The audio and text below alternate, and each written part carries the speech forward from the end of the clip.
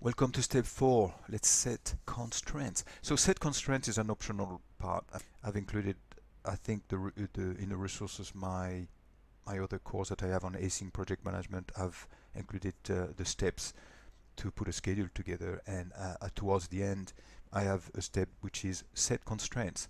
So what you do is you've done your schedule. In an ideal world, this is what your schedule would look like. But at the end, you have to think, do I have any constraints?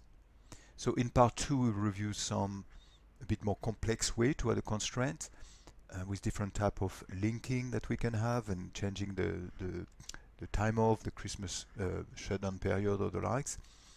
But just let's assume that here I have only one constraint. The tester here is not available until, let's say, the 15th of September. So you look at your schedule, you see the tester here, John, it has to start the 11th of September, so that's a constraint. So what I'll do is I will insert a task here, because that's the way I like to do it, and I would put John back from leave, and I will put here, let's say he's back the 15th of September. Okay. So he complains here, he asks me to keep the constraints that the task will not start earlier. Yes, this is what I wanted to do. As we've seen before, I've hard-coded a date, so it's saying here, yes, this is hard-coded, this is the date that you have to hold to.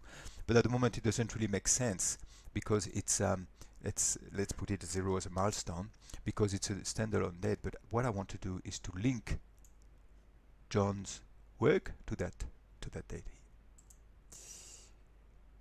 So I will be linking them. So now there is a delay. Now we have the developer here, and then we have a bit of a gap where nothing happens because we're waiting for the tester.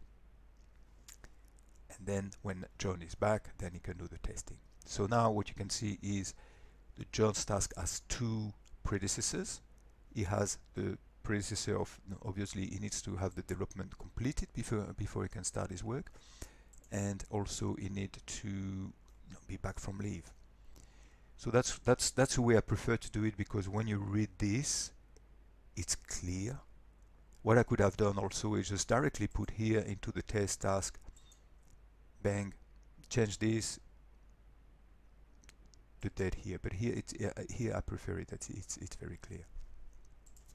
So that's it. So in part 2 we can review different constraints that we can face. But just a quick note here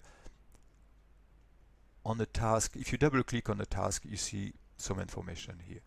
So it's more or less all that I've put in a different way. So that's the name of the task. The list of the predecessors are showing here. The resources names are here, if any advanced. So that's the start no earlier. That's because I've hard-coded the dates. So that's some notes that you can put note on the task. And that's custom fields if you wanna be crazy about it. So and I have put a little note which is not on the task. So that's just, you know, that's just one way to have a look at it. The other way is just select the task and go with information, as I was mentioning in the overview. So let's go to the next step, which is actually updating the schedule.